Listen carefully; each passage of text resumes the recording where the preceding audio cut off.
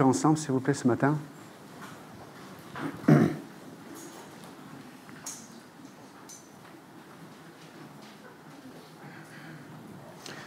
On va tourner ensemble dans Hébreux chapitre 4. Hébreux chapitre 4, verset 16. Hébreux 4, verset 16. Approchons-nous donc avec assurance du trône de la grâce, afin d'obtenir miséricorde et de trouver grâce pour être secourus dans nos besoins. Un autre passage, 1 Jean chapitre 3,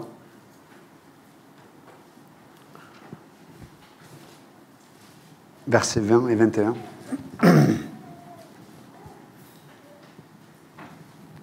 Car si notre cœur nous condamne, Dieu est plus grand que notre cœur, et il connaît toutes choses. Bien-aimés, si notre cœur ne nous condamne pas, nous avons de l'assurance devant Dieu. Père Céleste, merci encore ce matin pour déjà ce que nous avons entendu de ta part. Tu es ce Dieu qui s'est manifesté une provision, une sagesse, une vie pour chaque saison de nos vies. Merci parce que ça révèle ta fidélité. Ça révèle ton cœur de berger. Personne ne pourra nous ravir de tes mains, Seigneur. Merci, notre Dieu. Merci pour ta présence. Parce qu'on en est conscient et merci pour toutes les fois où on ne considère pas ta présence. Donc bénis le reste de ce rassemblement. Dans le bon nom de Jésus-Christ, nous prions. Amen. Ce matin, je voulais partager aussi avec vous sur l'importance que l'apôtre, on ne sait pas qui est l'auteur de l'Épître aux Hébreux, mais en tout cas l'importance de l'assurance dans la vie du croyant. Dieu nous appelle à avoir de l'assurance.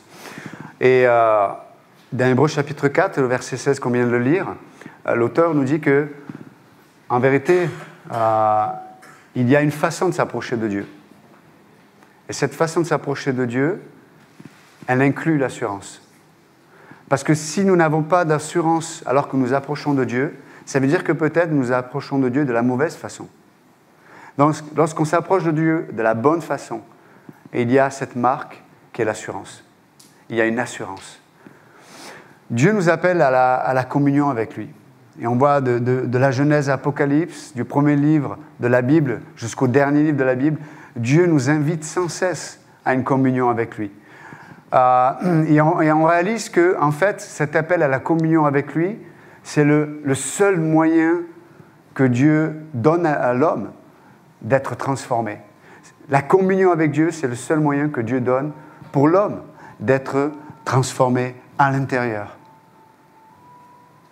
En dehors de ça, on peut se conformer encore une fois à un christianisme, on peut se conformer à une moralité, on peut se conformer à ce qui est d'une façon bienséante, la bonne façon de vivre, de penser. Mais Dieu ne nous appelle pas à être conformés, il nous appelle à la transformation.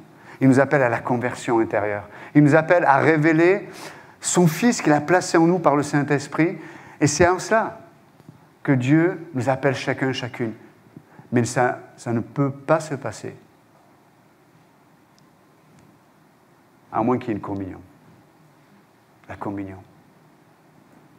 Dans Jean 3, le premier verset, il dit, mais lorsqu'on le verra un jour face à face, nous serons semblables à lui.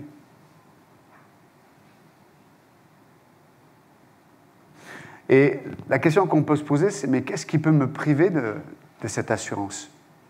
Si vous lisez les versets juste qui précèdent le verset 16 dans Hébreux chapitre 4, on peut voir que l'auteur nous révèle d'abord dans le verset 12, il nous dit, mais la parole de Dieu, elle est cette épée à double tranchant, elle est capable de séparer ce qui est de l'âme et de l'esprit. Donc on peut voir qu'il y a quelque part cette crainte qu'on peut avoir consciemment ou inconsciemment de se dire, mais est-ce que la Bible, est-ce que la parole de Dieu va révéler ce que j'ai passé toute ma vie à cacher ? Et ce n'est pas forcément... des fois, ce que je peux essayer de cacher consciemment ou inconsciemment, ce n'est pas forcément des choses, des mauvaises choses, mais c'est des fois peut-être des facettes que l'on connaît de soi-même, mais qui peut-être nous blessent, nous font du mal, et on essaie de les cacher, et on essaie de mettre autre chose, d'avoir des substituts. Mais la parole de Dieu, elle est cette épée à double tranchant. Elle va venir chercher, elle va venir révéler, elle va venir mettre la lumière dans les endroits où peut-être on est mal à l'aise. Non pas pour nous dire, hey, regarde comme tu es, regarde ce qui te manque, regarde ce que tu fais de trop. Non. Elle est là pour guérir. Mais guérir dans un but précis. Et le but précis de la guérison, c'est la communion. Et juste après, donc, Hébreux verset 12, l'auteur nous décrit notre souverain sacrificateur. Il nous décrit Jésus. Il nous décrit son ministère. Il nous décrit son œuvre. Il nous décrit le fait qu'il a été comme nous. Et il sait ce que nous vivons. Il peut compatir à nos faiblesses. Il peut compatir à nos larmes. Il peut compatir à nos rires. Il peut compatir aux saisons de nos vies, comme l'a rappelé Pasteur Ambroise. Et après, il introduit le verset 16. Approchons-nous donc avec assurance. Donc, la communion est le résultat d'une alliance. La communion est le résultat d'une alliance. Quand on perd notre assurance, c'est qu'à un moment donné, on a oublié l'alliance que Dieu a établie avec chacun d'entre nous. Et l'alliance n'est pas basée sur nos œuvres, l'alliance n'est pas basée sur notre conscience, l'alliance n'est pas basée sur ce qu'on arrive à changer positivement dans nos vies. L'alliance est basée sur une seule chose, le sang qui a été versé. Donc, lorsque je perds mon assurance, c'est qu'à un moment donné, je perds de vue le sang, je perds de vue le sacrifice, je perds de vue l'œuvre accomplie. Et c'est pour ça que l'auteur met l'emphase. Approchons-nous donc avec assurance. Mes amis, peut-être ce matin, on est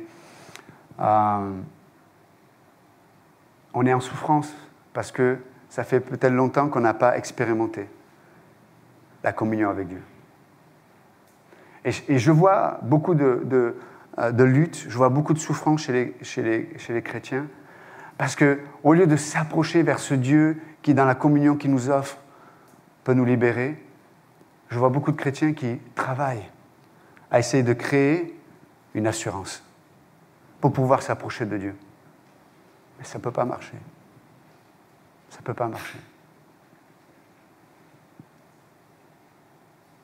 Il n'y a rien d'autre que le sang de Jésus-Christ qui peut nous donner cette assurance. Rien d'autre. Vous savez, certains d'entre nous pourraient se dire, mais au travers de ma conscience, tu sais, je réalise que peut-être j'avais des problèmes, j'avais des péchés, j'avais des faiblesses, et depuis quelques mois maintenant, j'ai l'impression que c'est réglé. Alléluia.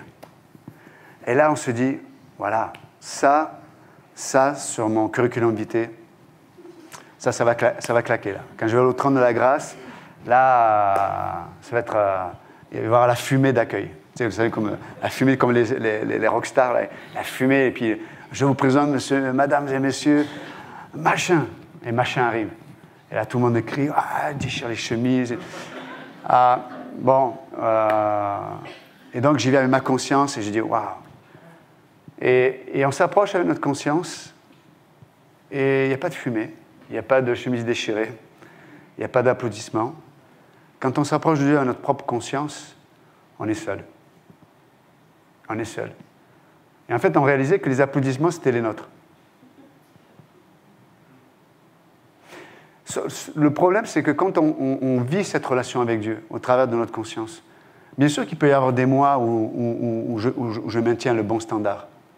Tu sais, j'ai le bon zèle, j'évangélise, j'ai envie de... Puis je peux voir en moi cette vertu d'aimer. Tu vois, j'ai pris la voiture, on m'a fait une queue de poisson et j'ai béni la personne. Ben, je veux dire vraiment, j'ai pas... Non, j'ai béni la personne. J'ai dit, Seigneur, merci, merci, waouh. Et notre conscience, on est content, quoi. Voilà, il s'est passé quelque chose à la maison avec mon épouse et d'habitude, je réagis, je boude, je vais rentrer dans ma grotte. Et je me mets sur la liste et je dis, tu vois, la prochaine fois, je vais sortir les points qui vont faire mal, quoi. Et là, non. Ma conscience est satisfaite. Waouh. Et là, du coup, j'ai une assurance, quoi. Et je viens à Dieu, je dis, Seigneur, waouh, regarde tout ce que je t'apporte. Et je dis, Seigneur, t'es où? Et en fait, on est seul. On est seul avec nous-mêmes. On est seul avec notre bonne conscience. Sauf que, encore une fois, on fonctionne là-dedans, il va y avoir des moments où ce ne sera pas ce sera une autre saison. Je prends la voiture, la personne ne met pas son clignotant, et là, je bave de rage. Vous avez déjà bavé de rage? Vous ne le savez pas, mais moi, je vous ai vu, certains. Je me lève le matin, je vois mon épouse, et juste... Alors, je me lève le matin, je suis une épouse, je vois mon mari, et juste à la vision de ce dernier, j'ai un problème, il m'énerve. Je ne sais pas pourquoi je suis énervé, quoi. Et là, ma conscience, elle applaudit moins, quoi. Et on est abattu.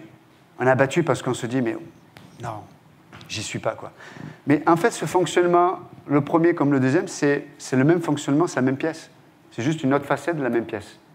Et c'est pas dans ce domaine-là, c'est pas dans cette sphère-là qu'on pourra transformer et avoir cette communion avec Dieu. Non. Ce qui peut nous amener à être transformés, à être guéris et à être un peu plus à l'image de Christ, c'est de venir avec assurance. Pourquoi? Parce que ce que j'ai apporté, c'est pas ce que moi j'ai apporté. C'est qu'il y a le sang qui est versé et qui est toujours dans le propitiatoire. Il est toujours dans le lieu très saint. Il y a toujours le sang de Christ. Rien ni personne ne pourra l'atteindre. Rien ni personne ne pourra le corrompre. Et revenons donc, j'ai parlé de la conscience, mais nos œuvres, c'est la même chose. C'est la même chose. Oh, Seigneur, j'ai évangélisé, mais là, j'ai envoyé du bois. Là, il y a un réveil, quoi.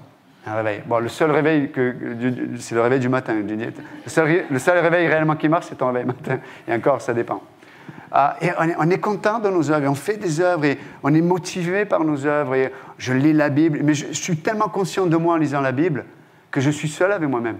Je suis tellement conscient de moi dans la prière que ma prière ne dépasse pas le plafond. Je suis tellement conscient de moi dans l'évangélisation que je suis content d'avoir prêché l'évangile. Mais en fait, je n'étais même pas intéressé par la personne qui écoutait. Il n'y avait même pas d'amour. Je suis tellement dans mes œuvres que, voilà, je suis conscient de moi-même et je suis toujours en train de calculer même dans le corps de Christ. Et encore une fois, il y aura des saisons où je serai presque porté, quoi. Mais il y a des saisons, mes amis, c'est terrible. Et Dieu dit, et voilà, est-ce que tu penses que tes œuvres sont suffisantes? Mes amis, on se pose la question. D'ailleurs, qu'est-ce que ça signifie d'avoir des œuvres suffisantes pour être acceptable devant Dieu, pour avoir une communion avec Dieu? Je sais, moi, j'en sais rien. C'est quoi faire de bonnes œuvres, des œuvres suffisantes? Alors là, si vous me posez une question, je ne peux pas vous répondre. Par contre, si c'est moi le sujet, je veux dire. Par contre, si on me pose la question, mais quelle est l'œuvre suffisante pour avoir communion avec Dieu? Là, j'ai la réponse. Pas de moi, mais c'est la Bible qui en parle. Il dit la seule œuvre suffisante pour nous introduire dans une relation avec Dieu, c'est l'œuvre de Christ. L'œuvre de Christ. Vous savez, des fois, on n'a pas l'assurance parce qu'on est dans une société où il y a beaucoup de rejet. Dans le sens qu'on est sans cesse en train de comparer les gens les uns aux autres. Il y a beaucoup de personnes qui ont, dans leur inconscient, cette marque du rejet parce qu'ils étaient peut-être moins beaux que certains. Parce qu'ils étaient moins doués, peut-être, physiquement que d'autres. Parce qu'ils étaient moins intelligents que certains. Peut-être que dans la famille, on n'était pas le préféré ou la préférée. Et mes amis, ça marque un homme et une femme dans notre inconscient. Et certains, on n'arrive plus ou pas à accepter l'amour que Dieu nous porte. On n'arrive plus ou pas à accepter de venir à Dieu tel que nous sommes. Parce qu'inconsciemment, on se dit, non, je ne suis pas assez beau. Non, je ne suis pas assez intelligent, je ne connais pas assez de choses. Non, Et comme on est dans cet état d'esprit-là, on vient même dans l'Église comme ça. Et on est super sensible aux relations dans le corps de Christ. Pourquoi? Parce que comme inconsciemment on se sent rejeté, on essaie de tout faire pour être accepté. Et on essaie de payer un prix. Mais encore une fois, Dieu dit la communion avec moi et la communion même dans le corps de Christ est le résultat d'une alliance. Et cette alliance, c'est l'œuvre de Jésus-Christ. C'est le sang qui a coulé. Parce que c'est la seule monnaie que Dieu accepte. La seule monnaie que Dieu accepte. C'est pour ça que dans Isaïe 55, vous vous souvenez, ce passage, il dit, mais vous qui n'avez pas d'argent, venez acheter de moi. J'ai dit, attends, je ne comprends pas. Acheter, ça signifie un échange. De l'argent, de la monnaie contre autre chose. Il dit, non, vous qui n'avez rien, venez acheter de moi. Et encore une fois, lorsqu'on regarde, on considère nos vies, combien d'entre nous on se prive de ce qu'on pourrait acheter? Combien on se prive de ce que Dieu veut nous donner? Combien on se prive de cette liberté? Le mot assurance en grec, je vous passe le terme, mais en tout cas, c'est un mot qui parle de... il y a le substantif et le verbe nous parlent de liberté et d'espérance. Dans l'assurance, il y a une liberté. Vous savez, quand je vais chez moi, j'arrive dans mon parking, je monte l'escalier, j'ai les clés, je prends les clés, et j'ouvre les clés de chez moi, et je n'ai aucun souci, je n'ai aucun problème en me disant, je n'ai pas le droit de rentrer. C'est vrai ou pas? C'est chez moi. Mais des fois, en tant que chrétien, on vit notre relation avec Dieu comme si on n'était pas légitime. Mais alors, la question que je me pose, c'est qu'est-ce qui nous rend légitime alors? Est-ce qu'il faut rajouter quelque chose à l'œuvre de Christ? Mais, et quand je vous pose la question, vous souriez, vous dites, eh non, pasteur, eh non. Ah ouais, mais pourtant, on vit comme s'il fallait rajouter quelque chose.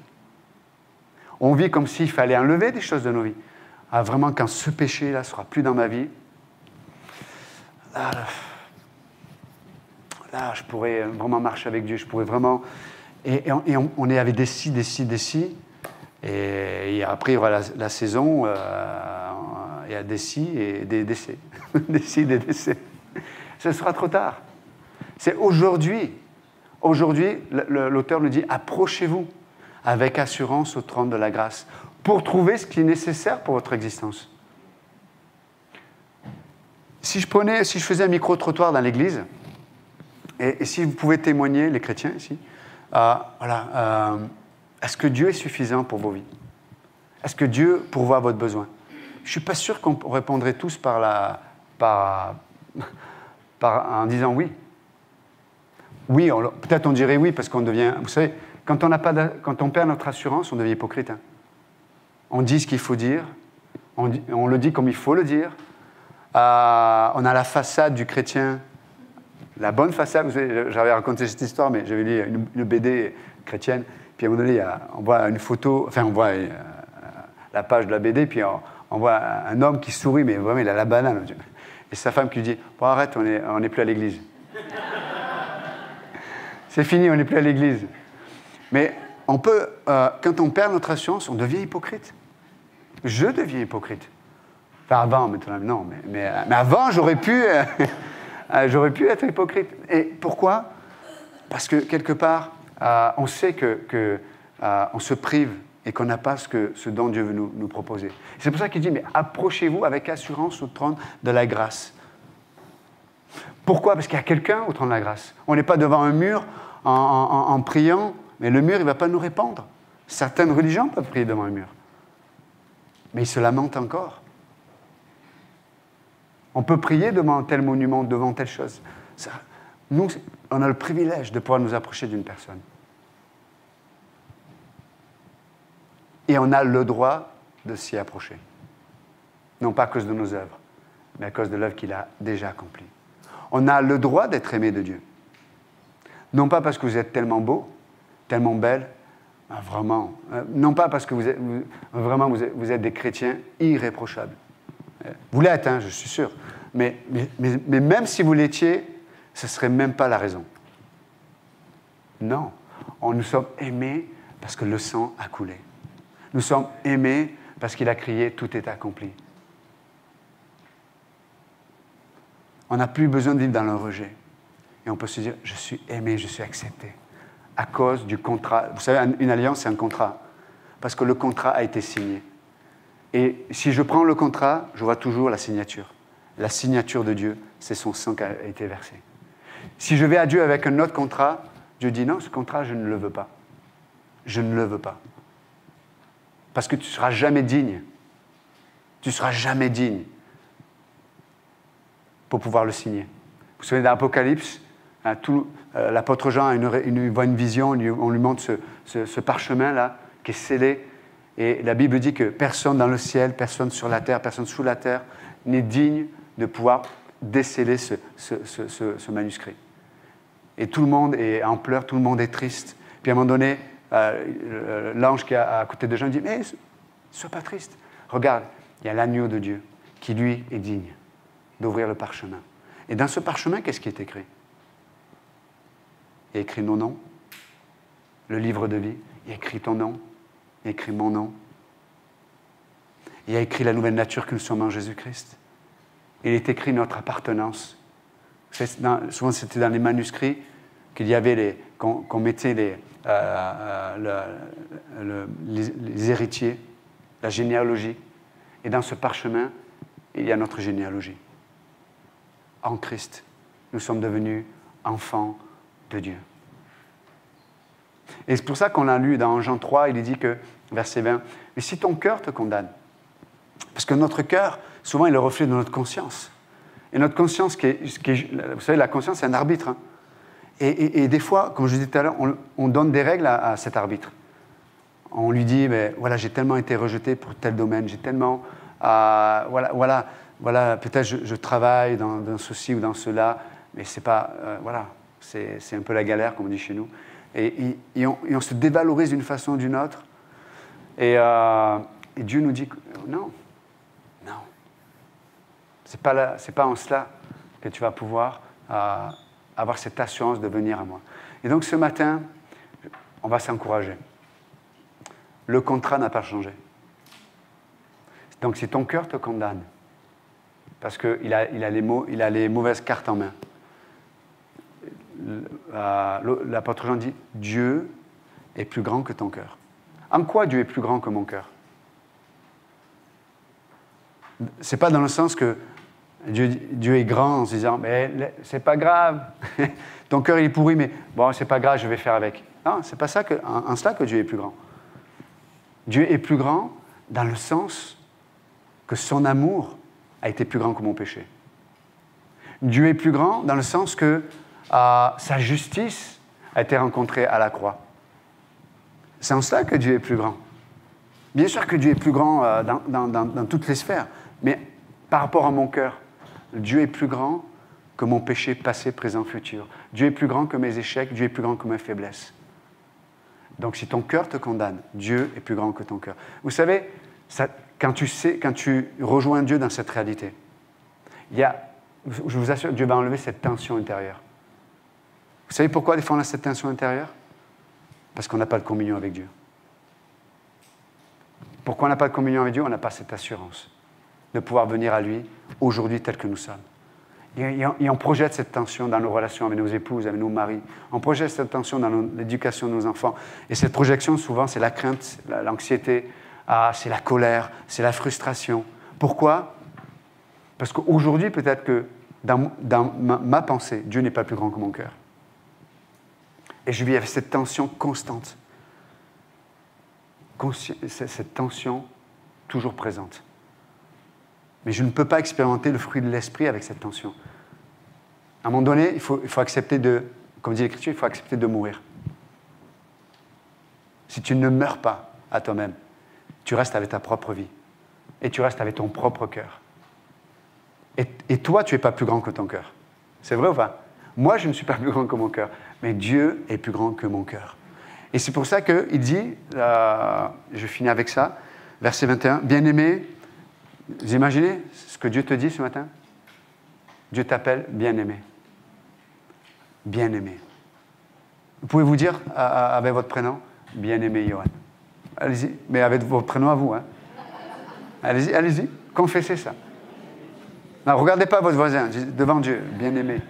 Je suis bien-aimé. Bien-aimé. Il dit, mais bien-aimé, si notre cœur ne nous condamne pas, donc si ton cœur te condamne, Dieu est plus grand que ton cœur, mais là il dit, si ton cœur ne te condamne pas. Waouh. Ça veut dire que c'est possible d'avoir un cœur qui ne me condamne pas? Oui. Il dit, mais si ton cœur ne te condamne pas, nous avons de l'assurance devant Dieu. Pourquoi mon cœur ne me condamne pas? Parce que je le nourris du contrat que Dieu a fait avec l'humanité. Je le nourris du fait que le sang a coulé. Je le nourris du fait que Dieu a tout accompli. Je le nourris. Oui, dans ma conscience, dans mon inconscient, il y a ce rejet qui est là présent. Mais ce n'est pas lui qui parle plus fort que le sang de Christ dans mon âme. Non. Donc, parce que mon cœur ne me condamne pas, j'ai de l'assurance auprès de Dieu. Et c'est ce qui devrait marquer la vie de chaque chrétien, mes amis. Où on peut être faible, où on ne fait peut-être pas ce que, aux yeux des gens, on devrait faire. Mais j'ai une chose, j'ai une assurance. J'ai une assurance. Parce que le sang de Christ, rien ni personne ne pourra le corrompre. Ni mes œuvres. Et c'est pour ça que Paul dit dans Romains 8, qui nous séparera de l'amour de Dieu? Ni la mort, ni la vie, ni les choses présentes, ni les choses à venir. Enfin, il cite tellement de choses. Nous, mes amis, je vous encourage vraiment à nous nourrir de cette communion avec Dieu. Approchons-nous, mais pas n'importe comment. Approchons-nous avec assurance. Ça veut dire approchons-nous avec le contrat de Dieu. Approchons-nous avec le sang de Christ. Mes amis, et on va voir notre Dieu nous guérir, nous transformer et faire cette œuvre qu'on peut-être on a du mal à croire, à imaginer aujourd'hui. Amen. Père Céleste, merci encore pour ce qu'on a entendu ce matin. Merci pour l'assurance que tu veux nous donner ce matin. Seigneur, on reconnaît notre conscience est sûrement coupable de tellement de diverses façons. Nos œuvres, Seigneur, quelles qu'elles seraient, elles ne sont pas à la hauteur de ta justice. Mais merci notre Dieu parce que tu as fait cette alliance par ton sang. Et nous avons cette assurance de pouvoir nous approcher de toi.